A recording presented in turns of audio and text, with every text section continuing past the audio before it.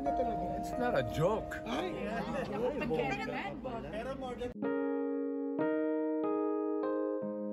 Putok na putok ang balita ngayon sa social media ang hiwalayan ni Christine Hermosa at Oyo Boy Soto. Tila nagkakalamabuan na raw ito dahil sa mga nalaman di umano ni Oyo patungkol sa anak ni Christine Hermosa sa pagkadalaga kay Dither Ocampo. Laman na naman ng iba't ibang social media platform ang balita patungkol sa lalaking anak ni Christine Hermosa. Si Kiel Soto na adopted child ni Christine Hermosa at Oyo Boy ay iniintriga ng mga marites sa social media kung sino ba raw ang totoong tatay nito.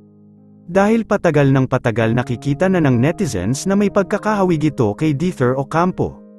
Hindi naman naiwasan na tanungin si Vic Soto kung totoo ba raw ang balita na hiwalay na si Christine Hermosa at Oyo Soto. For sure masakit sa feeling ng magulang ang lumalabas na balita na hiwalay na silang dalawa. Noon pa sinabi ni Vic na bihira na silang nagkakausap ni Oyo Boy dahil may pamilya na ito at busy sa mga anak nito na maliliit pa.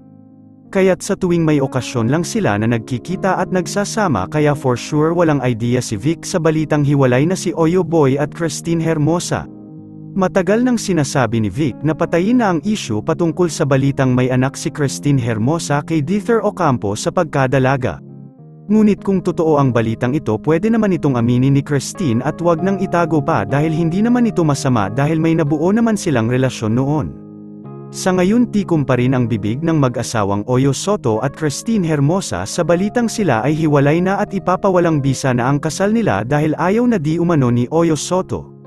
Yun lamang po, ano ang masasabi mo sa balitang ito, comment mo sa ibaba. Huwag kakalimutan i-like ang video na ito. Maraming salamat po sa panunood.